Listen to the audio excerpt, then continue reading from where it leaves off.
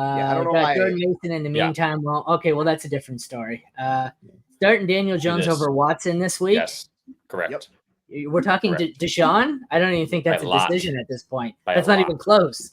They're scoring the exact same fantasy points per game. Like it's the same thing. It's the same type of discussion. So just play it against on defense. The thing with Watson is he has more rushing yards and attempts. That is what it is for both of these guys. So like I'm fine. They're the same range for me. It's just the vibes are much better with Daniel Jones than they are Watson. Yeah. All right, Commanders at Cardinals, Jaden Daniels, Kyler Murray. This one's going to be close for me. I bet I'd have them both in the top 10. I do. I have Kyler at 3 and Jaden Daniels at 4. This is a juicy matchup. Neither team really plays all that much defense. What do you think here? Just both of them locked and loaded, starting high-end top 5 quarterbacks here? Yeah, yes. Kyler's QB1 this week. He's playing Washington defense. I don't need to say anything else. Like Washington defense is abysmal. We saw like Burrow was shredding the defense. It's you want to play everyone against Washington. You can.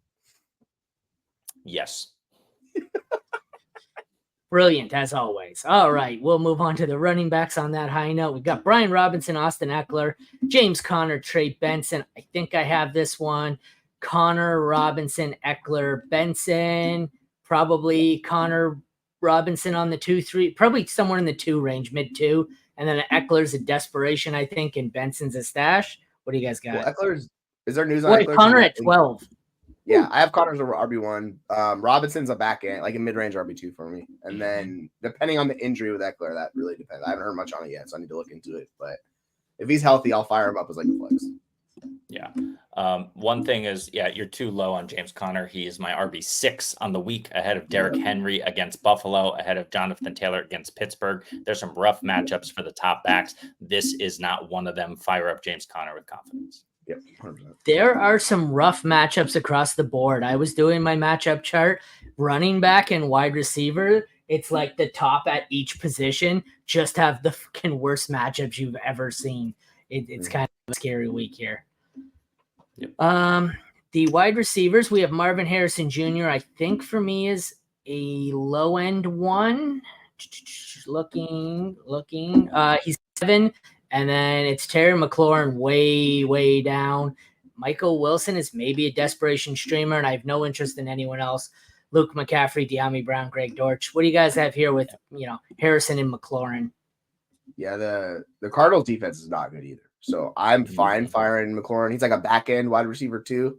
It was nice to see them actually just go for it at the end of the game, like where he said he called that shot and Daniels threw it and they got the touchdown. I was like, this is what we've been needing for Terry for 5 years. So yeah, I'm fine with Terry this week. Like I think he's a good matchup. Yeah, I'm really interested. At 27. I didn't realize I was that high. He's definitely worth it because he can just do what he did last week again. Marvin Harrison is insanely high for me. He's my wide receiver 5 at the moment.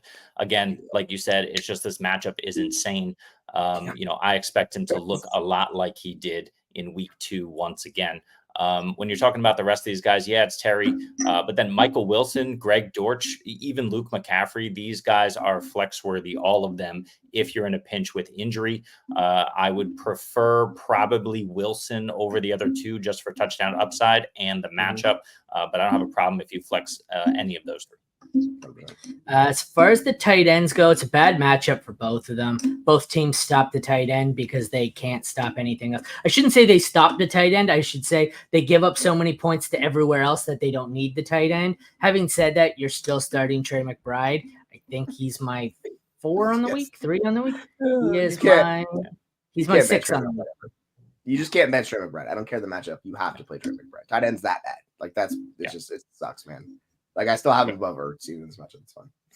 Yeah, although Ertz is higher than he should be. He's like a back end tight end 1.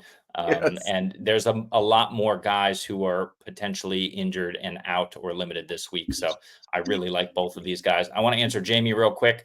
He didn't do that against McLaurin because the Giants have one good corner and they have decent safety play. So that's why the Giants decide to bracket the best wide receiver on the team. That's what's going to happen. He'll be limited. And Jaden Daniels, who knows what he's doing on a weekly basis, still a rookie quarterback. So you'll have your ups and downs. Mm-hmm. What's this trade offer? So yeah, you guys want to talk about that one? I'll load up the next game.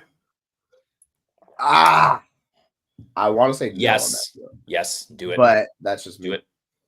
You got to do it. I like Harrison for sure. But I'm the Brooks guy. So like I think Brooks is like the stud at the end of the season that carries you. Like that's where I'm at with these guys. So it really depends on how you view London and Tank Dell. If you think it's an upgrade, sure, you can do it for Montgomery. I'm fine with that. But personally, I'm on the Brooks side. Yeah, if you're struggling right now, I mean, that's the thing. I think you need to make this move. If you are not struggling and you can hang on, I don't mind holding those guys, but really you're holding, like Jesse's talking about, for Jonathan Brooks. Tank will be up and down because of the situation. Drake London will be up and down because of the situation, and doesn't look like he has a massive ceiling. Marv has that ceiling. You're going to see it more often than not, and Montgomery is a locked in RB2 with RB1 spike potential if he scores more than once.